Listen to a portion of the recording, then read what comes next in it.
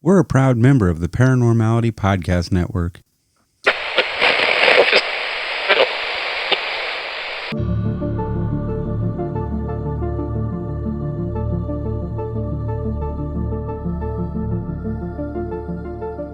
On this episode, I'm talking with Steve from the Phantom History Podcast. Now, Steve has a great podcast that marries history with the paranormal, and we're going to dive into both of those subjects. So we'll be back to talk with Steve in just a moment. Welcome to the show. I'm Jack Kirby, and this is Paranormality, paranormal podcast we listen to. Be sure to check us out on all our social media, Facebook, Twitter, and Instagram. And also, if you want to get in on the conversation, join our Facebook group, Paranormal Podcasts We Listen To. All the links are going to be in the show notes. Steve, welcome to the show. Thank you so much. I appreciate you having me on. I love your podcast. Really, it's awesome. I love the fact that your history is so in-depth. Like some podcasts that do history paranormal, they just very barely brush the history of stuff. Well, thank you. I really appreciate you saying that. I'm a history nerd, and I was this close to becoming a history teacher when I was in college before I decided to take a different career path into journalism. So history has always been something that has always fascinated me. So you can't have, in my opinion, you can't have the paranormal without the history. So both are equally important when telling a story. Exactly. Especially like all the stuff around Tampa. I honestly didn't know half the stuff in Tampa had such a history, like Ybor. Like I didn't know it burnt to the ground. Yeah, I was surprised to learn that too. I've been in Tampa Bay, near the area for about 20 years now. And just in the past 2 years, I've learned a lot more of the history than I ever even realized was here. So many people hear Florida and they think theme parks or beaches, and that's like all they know. But there was so much here before that. Now, do you actually go to these places and check them out before you do your podcast? When I can, I try to, yes. Currently, it's not so easy because a lot of places aren't open and, we're in this strange time in history. But for the most part, I try to get there. For example, one of my more recent episodes was about the Limp Mansion, which is in St. Louis. I live in Florida, but I grew up in St. Louis, and I have been to the Limp Mansion many times as like a teenager. So I had some of that background experience already. And if I can get a feel for the place, it makes it a lot more real for me to be able to tell the story. So I would say about 80 to 90% of the time, I'm able to get to the location that I'm talking about. I can tell that in your podcast because you really do. You bring that history into perspective when it comes to the paranormal side of it. Well, I'm a researcher kind of by nature, just because of the nature of my career path. I've been a journalist before, a print journalist. Now I'm in public relations. But in my journalism career, I did a lot of research, for larger scale stories. And there's so much to history other than just the blanket statements that so many places share about a location that I wanted to go a little bit deeper. And now with the internet at our fingertips, you can find so much. You just have to make sure you find the right sources to make sure it's the correct information, which is part of the challenge. So if I'm going to a place, for example, 3 weeks ago or so, my husband and I went to a historic park to walk the dogs, Dade Battlefield Park. Unfortunately, it's not haunted, so it will not be one of my podcasts, but I stopped and read every plaque along the way because there was just so much history there, and I want to soak it up whenever I can. Describe your podcast for someone who has never heard it before. It's a storytelling podcast that allows the listener to hear the history and paranormal history of a location through storytelling and through interviews. So it's me basically acting as a narrator and allowing people who have had these experiences to share their own stories, interview style. So it's almost like a television news clip just stretched out over about 20 minutes. That's how I like to look at it. And that way, it's not me putting words in anybody's mouth. The listener's able to hear the experience directly from the person that works there or has researched it or has experienced something strange. And I just build the context around that. I really like that about your podcast. And like you said, it is a lot like a news story where you're going in and talking, but then you let the people you're interviewing tell their side of the story too. So you get the history and you get the experiences. And I really love that. Thank you. And I really like hearing people tell their stories because, in my experience, 90% of the people I meet, if you say something about the paranormal or a ghost story, somebody in that group is going to say, "Oh, let me tell you about," and they've had an experience. And them sharing that story is very authentic. And trying to repackage that and retell it, I don't think is as powerful.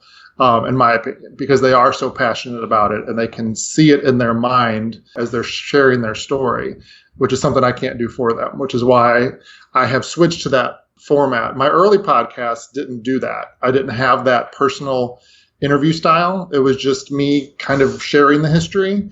And then I found out that this worked out better because it was more authentic and more powerful. Where can people find you at? Your podcast, your social medias, your websites?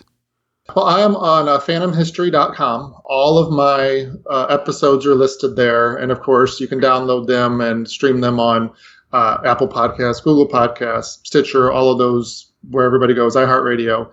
And I also am on Instagram, on Facebook as Phantom History.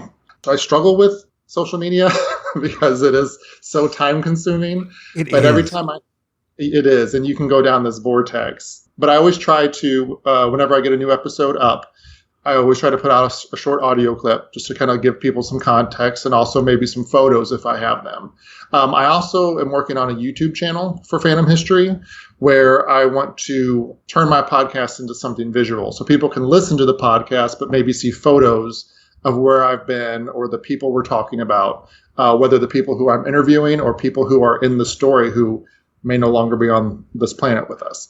Because I think that helps piece together the story if you have a photo or something tangible to see that this was an actual person who experienced life before I was even born.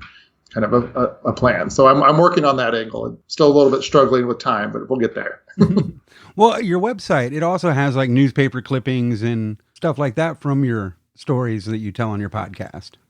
Yes, yeah. A lot of my research is through old newspapers, just because everything is so well documented throughout our history of newspapers. And finding those old clips is fascinating to me because, one, again, I'm a former journalist, so I can relate to it that way. But also, that's getting the news, say it's a tragic death, for example. It's the news right after that happened. So it was brand new news at the time, and it kind of gives you a feel for how people reacted in that era and so how people viewed that person who is the star of the show, essentially. And I just think that is like touching a part of history, which you don't get to do too often. And even if it's a digital article, at least it's like authentic to me. Right. It's not like you have to sit in the library and go through a Rolodex of films and...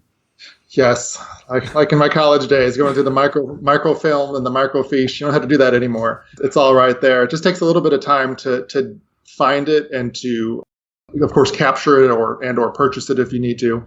But again, it goes back to the research side, which I really enjoy doing. And I really like seeing the face of that person who, again, probably had a tragic end based on what I do. But seeing that they were just like the rest of us. How long does it take you to research a subject? It really depends on, of course, how familiar I am with whatever the subject might be. But usually I spend about a week or so, a couple hours here and there throughout the week. And of course, if I get a chance to tour the facility, that's part of it as well. But I also am careful that I look at the history side, not really too much of the paranormal side, because I want the person who's going to share the paranormal side to tell me their experience, and I don't want to lead them on in any way. If I'm looking at a hotel, for example, I'll look at those old news clips that I may find online. I'll look at their website. A lot of places who have some kind of paranormal history are proud of that and will share that. So I'll read through that. I may Google some of the names that are mentioned about who these supposed spirits may be, just so I kind of have an idea of who they were. And then once I kind of have all that together, I have a rough structure of what the story will look like. But I always let the person I interview guide where that story goes, because I really like starting with the eerie paranormal part and then lead into the history, because I feel like that's what people really want to hear.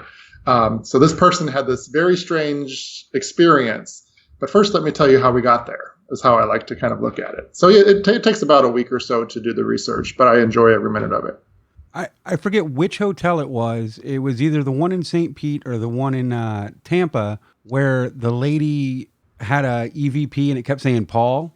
That was actually the Tampa Theater. She gave and she was a fantastic interview. She's their marketing director, Jill Witecki, and she was giving the tour, and she was telling a story about a spirit, and she kept getting the name Paul on an EVP and on a device. And they did some research and found out that there was a manager there named Paul, and that was likely him communicating. I thought it was interesting that they found those photos in Texas at an auction. Yes. I really want to get my hands on that actual book to go through even more of those. But yeah, it's just so interesting how small the world really is, that somewhere in Texas, they saw the name Tampa Theater, Contact Theater, and this treasure trove of history showed up in their offices. And they're not even sure how they got over there, which is amazing.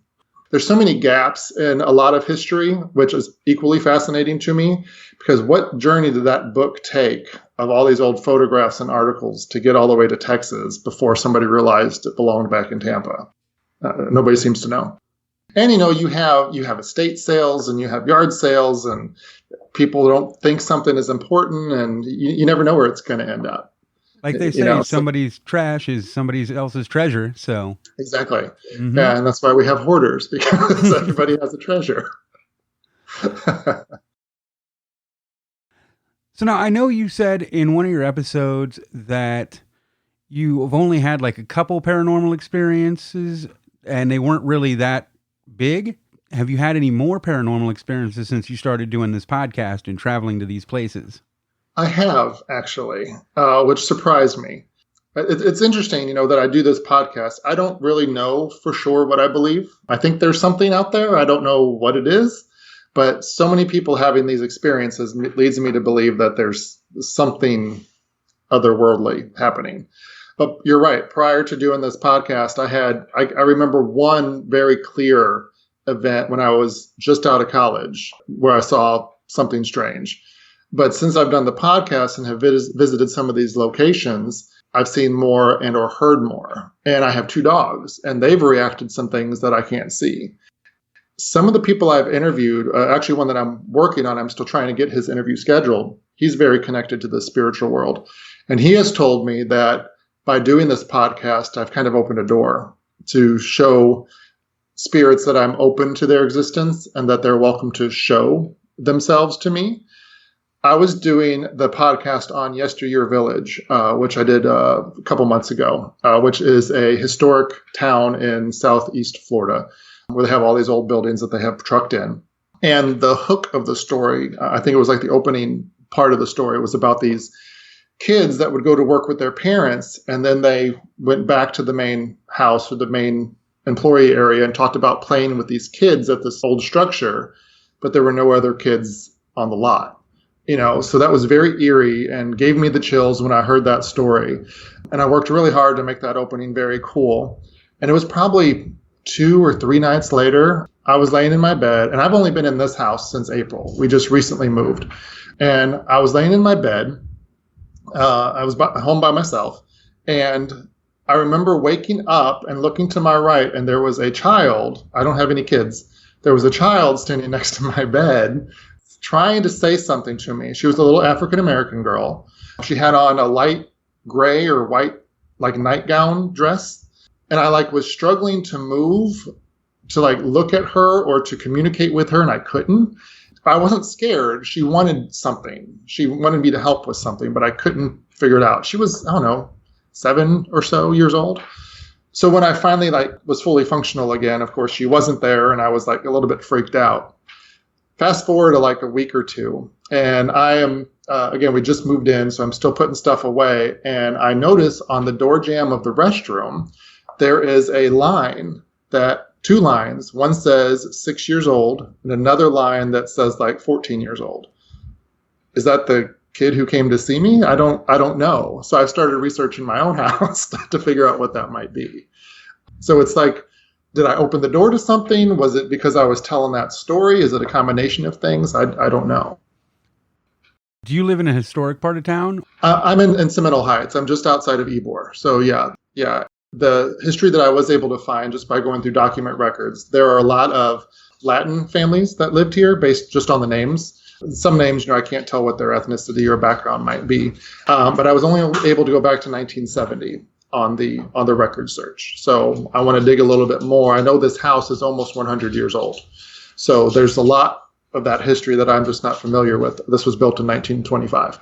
And that's based on what the landlord shared with me. So yeah, there's a chunk of history missing that I want to learn more about for sure. And like I said, my dogs will notice things. I saw the girl another time. I was walking into the office where I am now, and I saw somebody standing by my dining room table. And I backed up to look again, and there was nobody in there. One other quick story. I heard this. I didn't see it. I was in the family room waiting to watch whatever we were going to watch on Netflix or whatever it might have been. I hear a glass shatter in the kitchen. And I hear my husband scream. And I walk in there, I'm like, what was that? Do you want to find other paranormal, conspiracy, horror, and sci-fi podcasts? Visit paranormalityradio.com. He was like, I was going to pour myself a glass of whatever, and the glass scooted off the counter and shattered on the ground. And I'm like, well, you just had it on the edge. He's like, no, it wasn't on the edge. I saw it move. So he's just like, when you get done with these podcasts, you have to start saying, thank you to the spirits. Thank you for your time. So you close that down so they'll leave us alone. Because he's a very big believer in that kind of thing.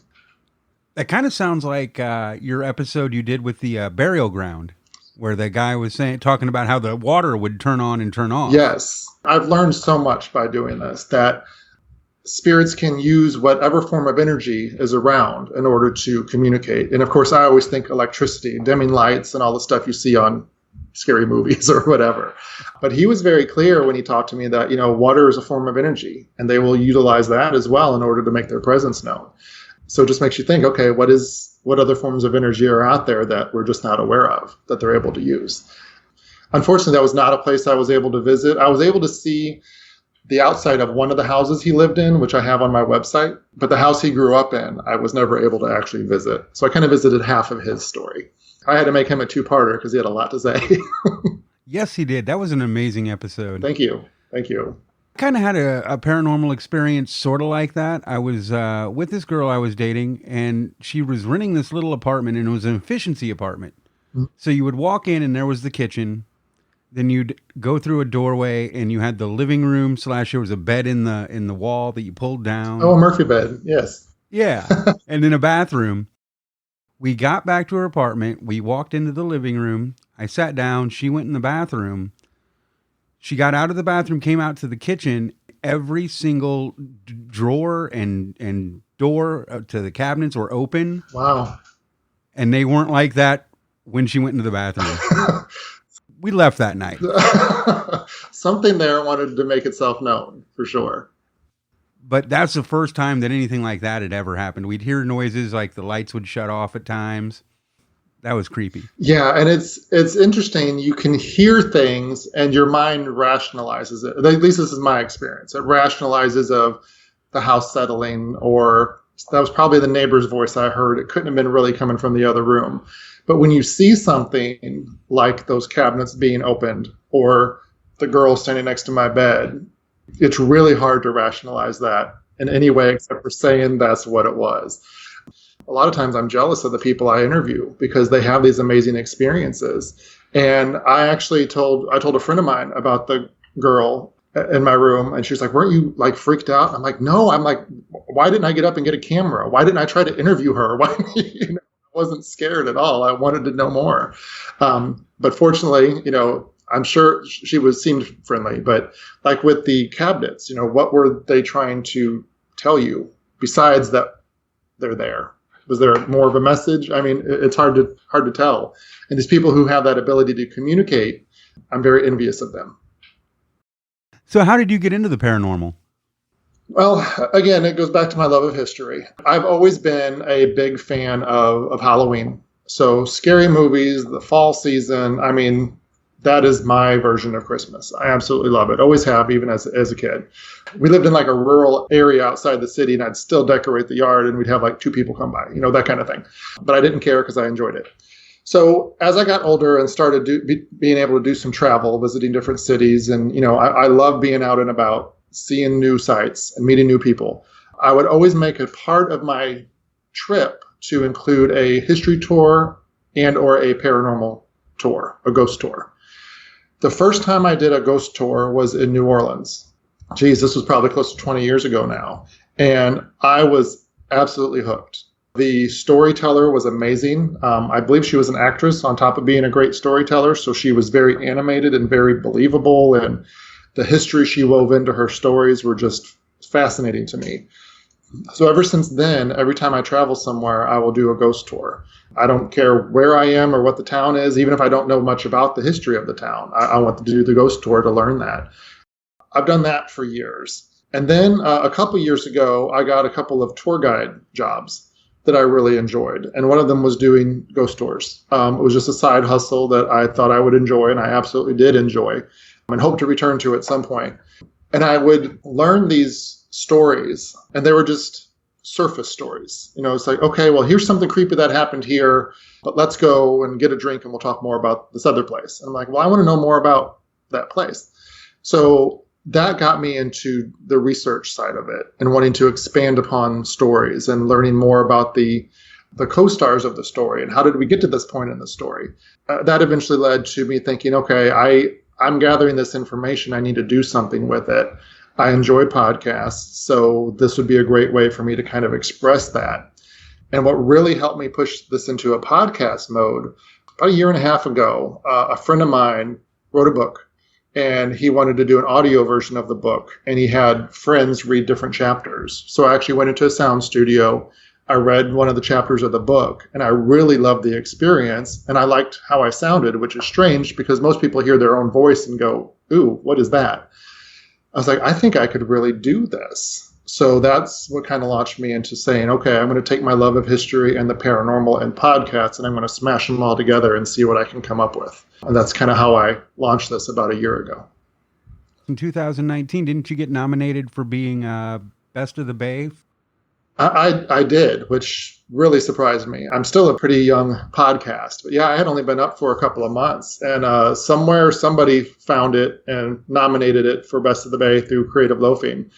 I was floored when I found out about it. Of course, there were some amazing podcasts on there that have been around forever. I was like, it made me laugh because we always laugh at those Academy Award shows where it's just an honor to be nominated, but it really was. It just really shocked me. It sounds so cliche. But I'm like, okay, people are really starting to listen to this and relate to it. So yeah, that was a huge honor. I was really surprised by that. Because again, I remember those first couple of episodes and I listen to them now and go, ugh, I could have changed that better. But you learn while you do this. And that's what you have to do. Yeah. Yeah, podcasting is just a huge learning curve. Once you figure out your sound mainly. Yes. And that's the big thing is figuring out your sound. Mm-hmm. And like you said, I hated my voice for the first, probably good year before I actually was like, you know what? I guess it's not that bad. Yep. People must like it because they're listening. Yeah, it takes a little bit of getting used to hearing yourself externally, but yeah, and you're right. The hardest part, well, the podcast is not easy because there's a lot that goes into it, but the hardest part was starting. And again, I'm a researcher, so I read so many articles on, so you want to start a podcast, and this is what you need, and this is what you need. And a lot of it was extremely helpful, but I think you can also get information overload sometimes and just say, I just need to do this. And that was the best advice I got. I have a friend of mine in Orlando who does his own show, and he said, just do it. Do it. You're going to learn as you go, and you're just going to get better. And I like to think he was right. Oh, yeah. Like my first podcast, when I go back to listen to my very first episode of my very first podcast, and then I look a year later and I listen to it now, I'm like, wow, what a difference. Mm-hmm. I mean, with everything. Yes. And you can't be afraid to adapt either. And as I said with mine, the format changed a little bit, how incorporating interviews, my intro changed a little bit. And that just comes with the territory. You can't be afraid to evolve a little bit as you move forward. And I hope it continues to do that because I think it can only get better. You recently took a trip to the Ohio State Reformatory, which is pretty amazing. Yes. There was some really cool Instagram videos of it. Forget whose cell you walked into. John, I think. John, I can't think of his last name right off the top of my head. Oh, I'd have to look. I don't remember either, but I think I know which one you're speaking of. Was he the one who caught himself on fire?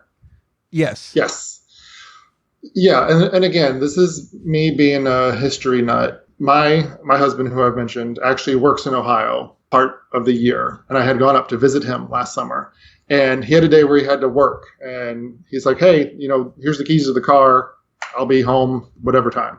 So I said, "Okay, I'm going to go do the stuff that you don't enjoy." So I drove. He's just outside of Cleveland. So I drove about an hour and a half to the Ohio State Reformatory, where Shawshank Redemption was filmed, and it's this iconic structure, and spent 3-4 hours there just doing my own self-guided tour. I bought the little headset thing that you punch in the number and it tells you about this artifact or about this cell. And that cell was one of them. And you're right, it's John something, which I hate that I can't remember his name. But the cell looks just like it did, and he had caught himself on fire and had died in that cell. I just wanted to take a second to talk about Audible and how you can start your 30-day free trial by visiting audibletrial.com/paranormality. When I'm not listening to podcasts, I love to read. But the only problem is I don't have enough extra time in my day to sit down and read a book. And that's why I love Audible. And with thousands of titles to choose from in all different genres, the trouble's not going to be finding something. The trouble's going to be choosing something. But Audible is more than just audiobooks. They have podcasts, guided wellness programs, theatrical performances, comedy skits, and they also have exclusive Audible originals that you're not going to find anywhere else. You get a free book every month, plus you get 2 free Audible exclusives every month as well. So be sure to head over to audibletrial.com/paranormality and start your 30-day free trial today. audibletrial.com/paranormality.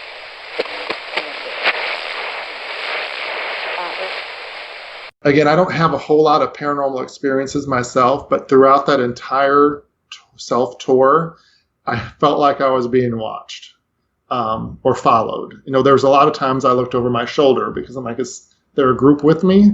And most of the time there was not. So it was very strange, and that place is mammoth. It is huge, and you can literally go just about anywhere in the whole facility. I would love to go there at night and be part of a ghost tour. Now, you said there was people with EVPs that actually caught stuff? Yes, there was.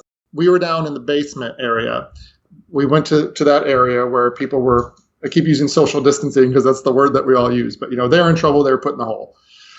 And I was walking around, and I was not doing anything with my phone except for taking photos, hoping to catch an orb or a face or something like that. And there was this woman with 2 young kids with her. I don't know if they were her children or who they were, but they're probably like preteens, early teens. And as we exited that area, I heard them talking, and one of them was just like, "Oh my gosh, play it again." So I caught my attention, and so I just kind of stopped and acted like I was looking at something else. And she played it back on her phone, and they got a response to something that they said in the cell, in that cell block. And they had caught an EVP and were playing it right away. So that told me right there that there is something in that place that wants to communicate. And it is one of the most haunted places supposedly in the States. Like I said, I would spend all day in that place if I could. It was fascinating. The challenge has been, though, is getting somebody from there to speak to me about it. Because of the situation that the world's in right now, a lot of places aren't open. So not everybody's checking their email, and it's a little bit harder than normal to get a hold of people. But there have been some paranormal groups that have gone and done their investigations there that I've reached out to, that I want to get their version of what they experienced, in addition to the history side, like I do with all of my podcasts, because there is just so much history in that building, and you can feel it the minute you not even walk into the building. The minute you get on the property, you can feel it. I remember coming out over this hill, and you see this expanse of this former prison just taking up this entire landscape, and you immediately go, there's something going on there still. You could just feel it from miles away. That's one place that I really want to go. It's on my bucket list. So let's talk about your Limp Mansion episode. Sure. Because I actually lived in St. Louis for quite a bit. I grew up in Illinois, Okay. on the Illinois side of the river. And then when I got old enough, I decided I wanted to be out of my little small redneck town. I can relate. So I packed up and moved to St. Louis. So the Limp Mansion, I love that place. It is so just eerie. Just that whole area is kind of creepy because it's all back roads and they're all brick roads. Right. Yeah. Yeah. It looks historic just when you see it. You can tell it's been around a while. Have you ever been through the underground tunnel to the brewery? Parts of it. The reason I was so familiar with the Limp Mansion and the brewery was, as I said before, I'm a huge Halloween fan, and I grew up about 20 miles south of there. And every fall, they would turn those tunnels into a haunted house. Yes, they would. And every year, I was in line to go down that freight elevator into those tunnels to experience it. So I've never seen them in their natural state. I've always seen them decked out for the holiday. But yeah, they're expansive, and yeah, you get disoriented in a haunted house anyway, but you could just tell that this was huge. And the fact that those tunnels connect the mansion to the brewery, and it's limestone, so it's not going anywhere for a long time, just tells you just how iconic this place is, and that it was used, to store the beer and all that stuff. So there was a lot of traffic through there, and I'm a firm believer that when there's a lot of traffic through a location, either residual spirits are still there or active spirits are going to be there because that energy sticks around. No, I know exactly what you're talking about because we would do the whole St. Louis haunted houses. Yes. We would go to one, then we'd go to another, and the Limp was always my favorite. Mine too. It was always the highlight of the season for sure, and it was always so crowded. The lines would be forever, but it was totally worth it. Yes, it was. Yeah. But it was cool because not only did I experience it as the haunted attraction, I had gone once, maybe twice, I think it was twice, to do the dinner theater there, to not perform in it, but go as a guest and experience it. So it was actually in the mansion. I've been in that building before, not all over it, but I've been in parts of it. And I just remember it being very beautiful, very elegant, because it was kind of decked out in that early 20th century kind of vibe. That look felt kind of like the 20s. And I was a high school kid at the time, so I probably didn't appreciate it as much as I would now going back. So when I was coming up with ideas for podcasts, the Limp Mansion just kept coming to mind. And I was like, yeah, I live in Florida and I focus a lot on Florida, but why can't I go anywhere? I mean, this is podcasting world. You can report on wherever you want. So I was lucky to get in touch with the historian and their paranormal expert who was more than happy to share her stories with me. And we talked for, an hour and a half. And just this pleasant woman who was just so kind and so authentic. And again, since I had been there, I could relate really well to what she was describing and saying. But yeah, it's a beautiful place. And didn't they all die in different rooms? Correct. Yeah, there was one who was upstairs like in an office space. One had a room downstairs because he was too ill to be upstairs. So they converted like a library area to one. And then there was the very first suicide by the original Limp was also upstairs in like his bedroom, which was later converted, I believe, to an office is what she had told me. So yes, 3 different rooms, but all 3 suicides were by gun. They all shot themselves. And the fact that it was father and sons, and then the 4th suicide, well, it's debatable on if she was a suicide, was the daughter, but she was not in the building. She had moved in with her husband, still in St. Louis, but she didn't kill herself on property. But yeah, there's a lot of tragedy just in that family, and it's an iconic family. I mean, the Limps, are right up there with Anheuser-Busch, and so yes. Everybody knows that name if you're from that part of the country. So are there any other places that you're looking at doing for future episodes? There are. I've been working really hard to get this interview. Again, with the pandemic, it's been interesting tracking people down. But the St. Augustine Lighthouse is a favorite of mine. When we go camping, which I love to camp, we'll go to Anastasia's State Park, which is right there on the coast, and the lighthouse is in that park. I've toured it during the day. I've done the ghost tours at night. I've done the tours with the guide, without a guide. So I know a lot of the history there and a lot of the eerie happenings that they say go on there. So I'm I have a ton of my own photos and a lot of questions to, to ask. So I'm very, very fascinated about that place. So that's one that I'm definitely working on. And there's another place over on the other coast. It's a restaurant that is apparently has a haunted history to it as well. And of course, I'm blanking on what the name of it is right off the top of my head. And then there's 2 hotels that I'm working on contacting as well. One is in Savannah, Georgia, which of course is a very haunted location anyway. And there's a hotel in Key West that I'm looking at too that I want to profile. So again, it's a lot of them just happen to be in Florida because I'm here, but I'm open to any and all. And I always try to close my episodes with, if you have an idea, please tell me, because somebody out there has a story that they want to tell about their experience and the history behind it. So yeah, that's just a handful of some of them that I'm looking at. But I have friends that send me a lot of information too for me to check out. What's your favorite podcast that you're listening to right now? I really like My Paranormal Story. It's firsthand accounts of him sharing his name's Tom, I can't think of his last name, where he shares his own experiences told in the first person, which fascinates me. I think he's really well spoken and he paints a really vivid picture of what's happening. That's definitely one of my favorites. And of course, I have to give props to Lore. I don't know if you heard that. That was thunder and lightning. Just had a big lightning bolt over my house.